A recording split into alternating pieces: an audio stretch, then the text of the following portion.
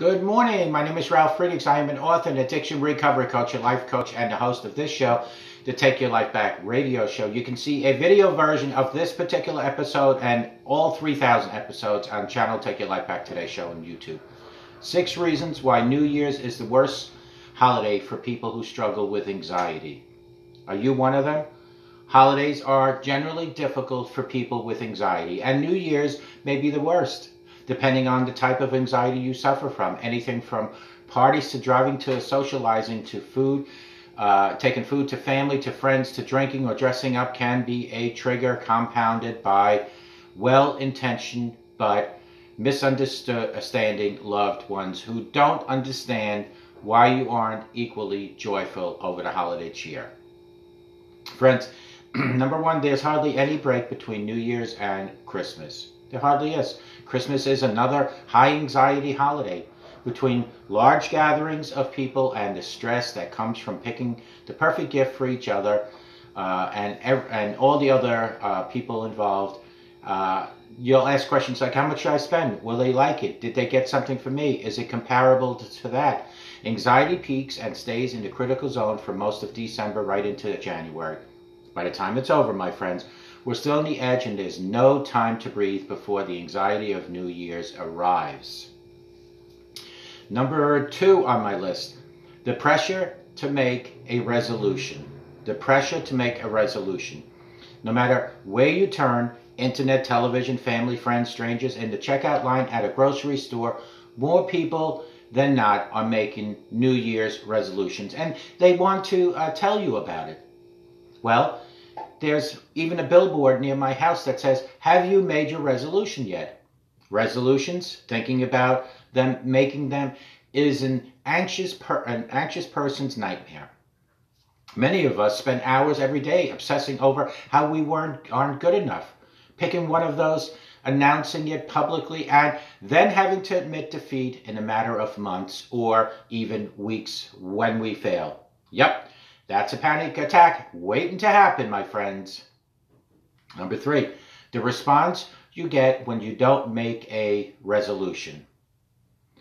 Me and many of other people who suffer from whether it's slight disorder like I have, anxiety like I have, or panic disorders other people have, they will not make a New Year's resolution. It should be easier that way, but it isn't, because the way that people react, as soon as people start sharing their resolutions and find out you're not making one, you're an outsider. They nag you for the reason why, and often it's hard to admit that the reason has to do with anxiety disorder.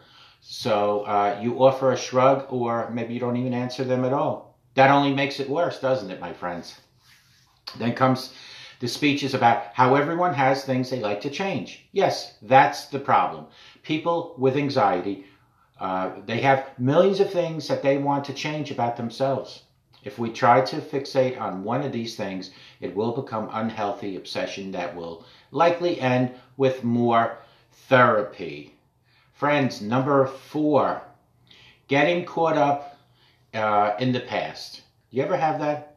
On New Year's, everyone is taking time to remember all the good things from the past year, but it's hard for anxious minds to operate like that. Instead, they realize and analyze the past.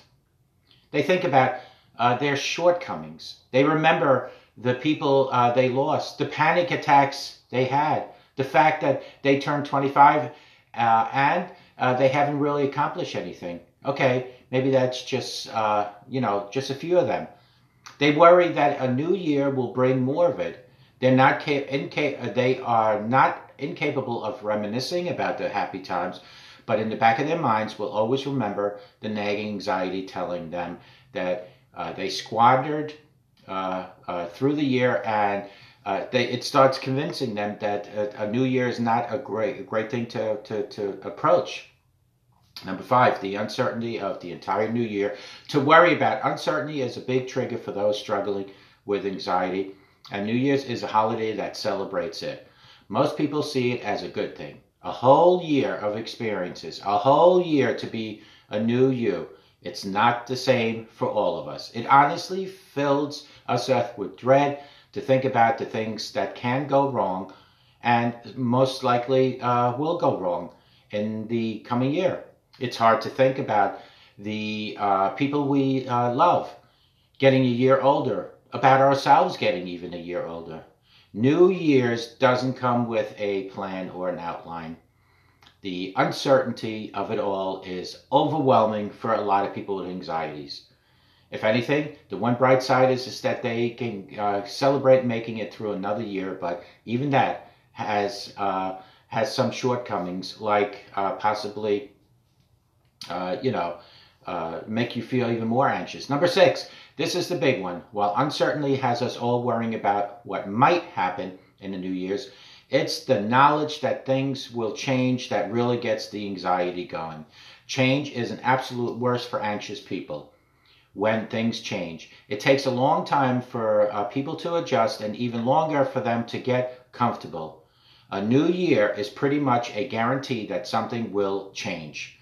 It might be something small like losing a favorite t-shirt, and that's happened to some people I know. It could be something as huge like taking a new job, or someone you love moving away from you. Those are all reasons to get anxious. Regardless of how big or how small the situation is, change causes anxiety. A new year is a reminder that the future is coming and change is imminent. Friends, so if you find yourself today getting anxious, and from the rest of this week into New Year's or any other holiday, take a deep breath, take time for yourself, go spend time with people who help calm you down.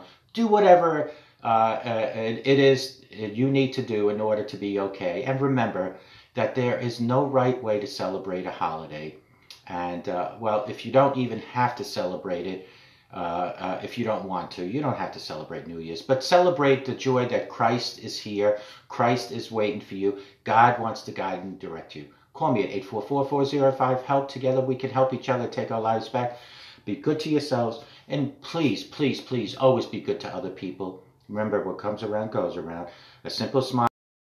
Any person in life can change their day, change their life, and it can change your life too. For God so loved the world that he gave us his son. May God bless each and every one of you. We'll talk to you soon. And remember, God truly does love.